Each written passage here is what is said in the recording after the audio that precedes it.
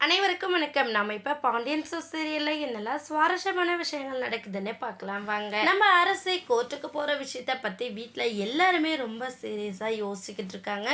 இந்த மாதிரி ஒரு பக்கம் சீன் போயிட்டு இருக்கிறப்ப இன்னொரு பக்கம் நம்ம செந்தில் என்ன பண்றாருன்னு பார்த்தீங்கன்னா தூங்காம ரொம்ப கண் விழிச்சு ரொம்ப சந்தோஷத்துல ஆழ்ந்துட்டு இருக்காரு. என்னடா காரணம் அப்படின்னு சொல்லிட்டு பார்த்தீங்கன்னா நம்ம செந்திலுக்கு இன்னும் 4 நாள்ல சேலரி வரப்போகுது. சேலரி வச்சு என்னெல்லாம் பிளான் பண்ணலாம், என்ன மாதிரி நம்ம ஜாலியாக இருக்கலாம் அப்படிங்கிற தாட் மட்டுமே அவரோட மைண்டில் இருக்குது.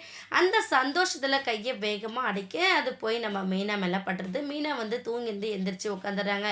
யாரோ என்னை தூக்கத்தில் ரொம்ப வேகமாக அடித்த மாதிரி இருந்துச்சுங்க அப்படின்னு சொல்லிட்டு நம்ம மீனா வந்து மீனா ஒன்றும் கோச்சுக்காத, நான் தான் ஒரு ஃப்ளோவில் அடிச்சிட்டேன் அப்படின்னு சொல்கிறாங்க. என்ன முழிச்சிட்டு இருக்கும்போது அடிக்க முடியாதுன்னு தூங்கும்போது காட்டுறீங்களோ அப்படிங்கிற மாதிரி நம்ம மீனா கேட்க, ஒன்றும் இல்லை இல்லை மீனா, நான் என்ன சொல்கிறேன்னா, இன்னும் 4 நாள்ல சேலரி வரப்போதில்ல. உனக்கு என்ன வேணும்னு கேளு. உனக்கு பிடிச்சது எது அது கேளு. நான் வாங்கி தரேன் அப்படின்னு சொல்லிட்டு நம்ம மீனா கிட்ட செந்தில் கேட்க, மீனா வந்து இல்ல இல்ல எனக்கு வேணுங்கிறத நான் வாங்கிக்க போறேன். உங்ககிட்ட எதுக்குங்க கேட்க போறேன் அப்படிங்கிற மாதிரி மீனா சொல்ல, ஏய் புருஷன் எம்புட்டு ஆசையா கேட்குற, நீ என்ன இப்படி சொல்லிட்டு இருக்க மீனா?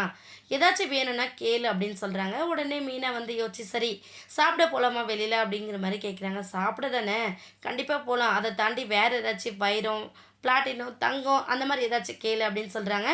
உடனே நம்ம மீனா வந்து இங்கே பாருங்கள், நம்ம அத்தியாவசிய தேவையை பூர்த்தி பண்ணிக்கணும், அதுக்கப்புறம் தான் மற்ற விஷயம் அப்படிங்கிற மாதிரி செந்திலுக்கு எடுத்து சொல்ல பார்க்குறாங்க. ஆனால் நம்ம செந்தில் என்ன பண்ணுறாருன்னு பார்த்தீங்கன்னா, இங்கே பாரு மீனா, சும்மா காசை சேர்த்து வச்சு ஒன்றும் பண்ண போகிறதில்ல, இதுக்கப்புறம் நம்ம சந்தோஷமாக இருக்கணும், நான் உன்னை ராணி மாதிரி பார்த்துப்பேன் அப்படின்னு சொல்லிட்டு நம்ம செந்தில் சொல்கிறாங்க. உடனே செந்திலோட எமோஷனை புரிஞ்சுக்கிட்ட நம்ம மீனா சரி விடுங்க அப்படின்னு சொல்லிட்டு செந்தில் கிட்ட சொல்கிறாங்க.